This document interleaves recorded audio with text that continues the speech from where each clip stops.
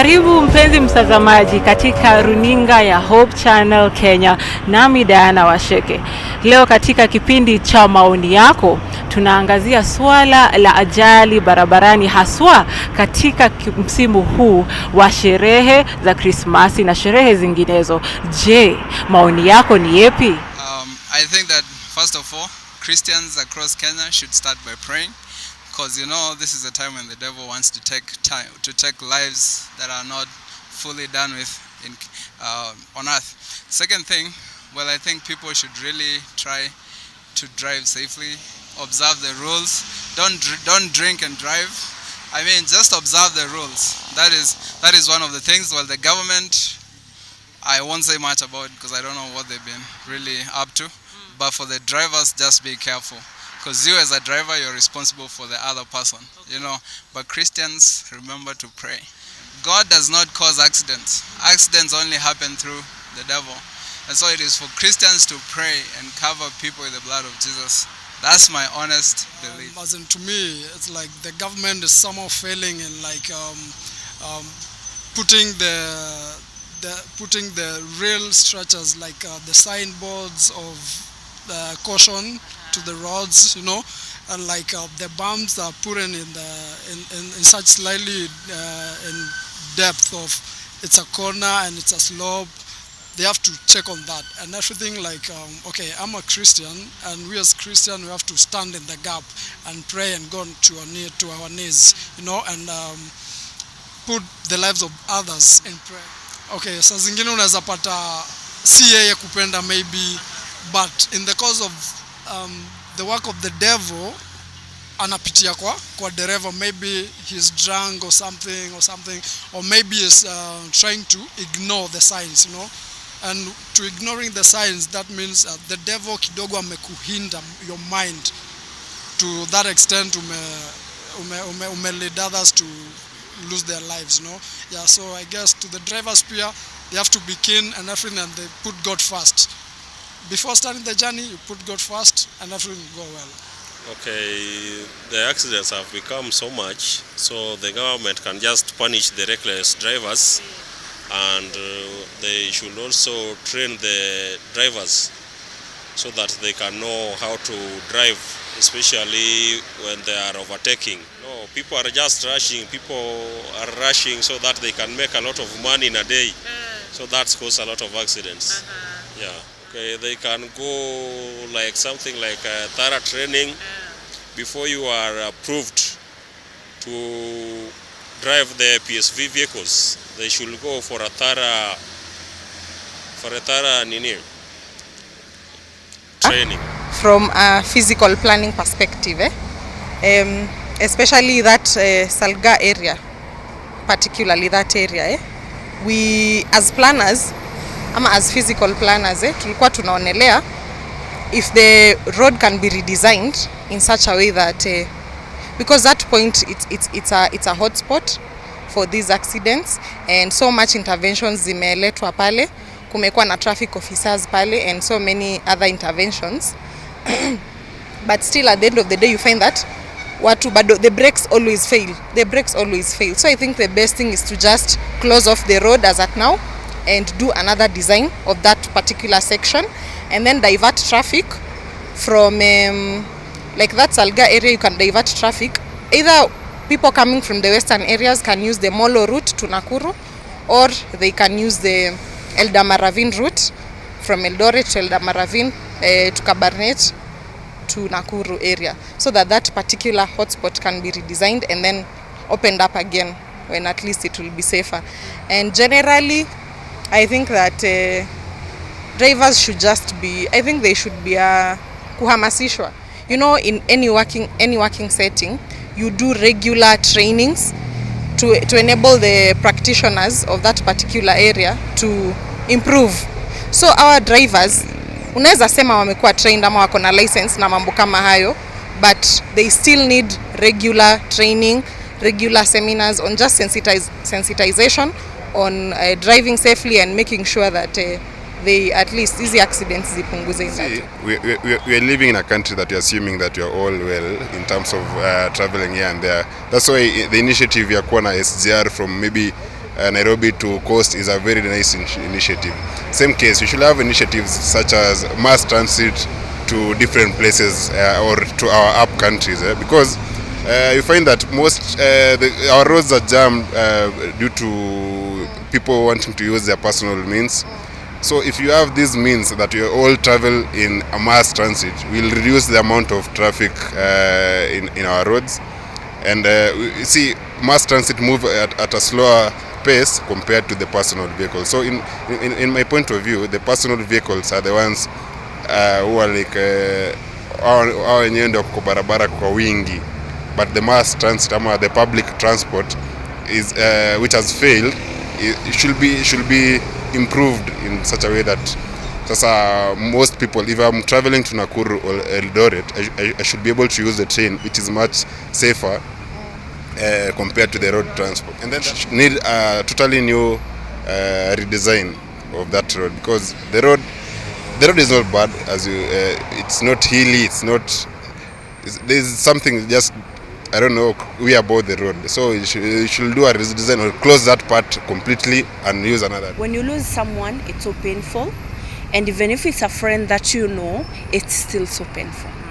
But according to the accident that happened on Salga that day, one thing is, the accident was caused by a lorry which was running away from the NTSA. You understand? One thing is, we don't need to blame the government. We don't need to blame the NTSA, because one, they were at work. Second thing is, we had to blame ourselves when it comes to using the public roads, because one thing, if this person was driving this lorry, was told to stop, maybe he had a mistake or the car head was not in a good condition, the lorry. If he stood and he listened to the mistake, maybe even if he was to be fined, even if it's 1 million Kenya shillings, even if it's 10 million Kenya shillings, Bando, the company that owns that lorry, they could have paid.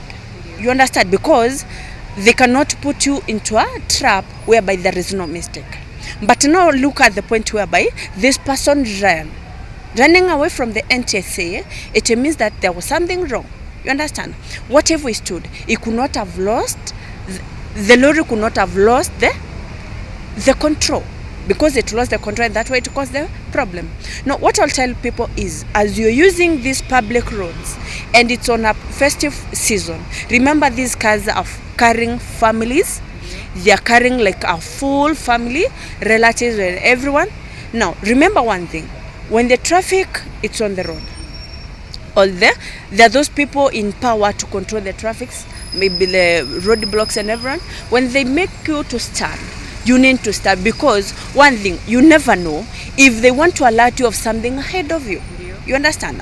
What if this person was being even alerted there is something ahead and not that they had a mistake? Ingekuwa alisimama kasikiza, maybe he could have saved his life. But now, up to running from this, the NTSA, it caused several people to die. One, it's not the first time that this person had used that route. You understand? Because we're gonna say maybe barabara itatengenezwa vizuri, NTSA walikuwa na makosa, lakini NTSA wamekuwa kwa hiyo barabara miaka ngapi? Yeah? Hii barabara imekuwa hapo for how long? It has been there for long. And these people, not their first time to use the road. You understand? But the mistake was, he ran away from the NTSA, and going ahead, the lorry lost control. That's why it caused that accident. So as we are using the roads, please let us be careful, drive safely, and let's adhere to the rules that are set for us to be safe. Because ingekuwa alisimama vile alisimamishwa, I think angekuwa anatoroka, hiyo barabara ingekuwa salama. Okay? Ni serikali imezembea, kwa sababu nikikumbuka vizuri sana kulikuwa na Ministry of ile ilikuwa ya Michuki. Michuki alifanya kazi mzuri sana. Kutoka wakati Michuki alikufa, na ni kama alikufa na kila kitu, ndio hizi accident zimerudi, zimeongezeka. Lakini nakumbuka vizuri sana wakati Ministry ya Michuki ilisimama, hakuna mtu alizembea. Ambapo kwa saa hii hizi accident zinafanyika, mimi nalaumu serikali, kwa sababu hata hiyo Naivasha hiyo imeshaua watu wengi. serikali wameshasikia kwamba hiyo barabara ni mbaya, imekuwa ni blood spot, lakini wamekuwa wakisikia tu. Hata saa hii unasikia inaua watu wengi, lakini utakuwa unasikia wana complain. Ile mimi ningetoa maoni, watafute mtu kama Michuki mwenye ako very serious. Kama huyu yuko sahihi, hiyo ni kama story kwake. Sana wale watu wanahusika ni madriver, wawajibike, wajue ni binadamu wanabeba, hawabebi magunia, hawabebi viazi. Alafu na serikali nayo usike, ingilie ndani yaone hiyo barabara iko namna gani, kama iko kona mbaya, kama sharp. Naona kama kuna pumps siwekwe, alafu zizuie zile ajali. Alafu sana wale madriver sana hiyo barabara, maybe wengine wanaweza kuwa ni walevi, kwa sababu hiyo barabara imekuwa too much. Yeah. Watu wote wahusike, sana madriver, matraffic, alafu na serikali ingie ndani. Yeah, hiyo ndio suluhisho. Sio madriver peke yake. Madriver wanaweza kuwa wale ambao na tena wale wana overtake. Nao ni sio watu wazuri vile. Hawajali maisha yao, hawajali maisha ya watu ambao wanapita hiyo barabara. Wote ambao wale wana overtake nao wanahusika. Fanyika barabarani ni polisi wamezembea kazini, na ile kitu wanatafuta ni hongo barabarani, kwa sababu wako na speed gun. Wanajificha badala watokelezee kwa barabara, watoe usia kwa wale ambao wanaendesha magari kwamba pale mbele kuna hatari, kwa hivyo wa reduce speed. Kile ambacho wanafanya, wanajificha vichakani, wameficha speed gun, so wanaambush tu mtu, wanakusimamisha, wanakuambia ulikuwa unakimbia, hawajakusaidia. Ila kwamba Wakenya kama ni kutoza faini, tuko na pesa, wale tuko na pesa, wakituambia shilingi 10,000 tunatoa shilingi 10,000 na tunaendelea kukimbiza gari. Kwa hivyo wangetafuta njia mbadala, ila ya kutoa faini, tuangalie jinsi gani wanaweza adhibu dereva mwenye ambaye anakimbiza gari barabarani. Kwa hivyo mimi kwangu ningesema hivi, mambo ya kuficha speed gun imefika mahali watoe speed gun, watokelezee kwa barabara. Kwanza msimu huu wa Krismasi, wahamasishe Wakenya kwamba mahala hapa ni mahala hatari, na wale ambao wasikii basi wanyang'anywe, hawafai kuwa barabarani, wanyang'anywe driving license, waendeshe na madereva wengine wale ambao wako na nidhamu. Tuangalie zaidi. Kwanza kuna watu watatu ambao wanafaa wajibike kwa hizo ajali ambazo zinafanyika. Serikali, na tuangalie upande wa madereva na pia watu ambao wanaoni hizi magari wao wanakimbia kwa haraka sana ili wapate profits. So kwa hivyo ile harakati ya kupata profits, wengine kuendesha kwao kunakuwa si kwa uangalifu zaidi. Na ukiangalia barabara zetu, hapo ndipo tutakuja tunaangalia serikali sasa. Kwanza kwa mfano hii barabara ya Salga. Barabara ya Salga, serikali inaendelea kuongea eti itapanua barabara. Naam, watapanua barabara ndiyo, but kuna wale ambao wanafaa wajibike, wao pale kwa ile sehemu, wao wanaweka mikakati sahihi ya kuhakikisha kwamba sisi wananchi tunapata services zetu, repairs. Hawaangalii repairs. Kwao ni kuangalia tunapata hela ngapi kwa mfuko. Kwa siku tutapata hela ngapi. So hapo ndipo tunakuja tunaangalia kwa watu ambao wanaoni haya magari.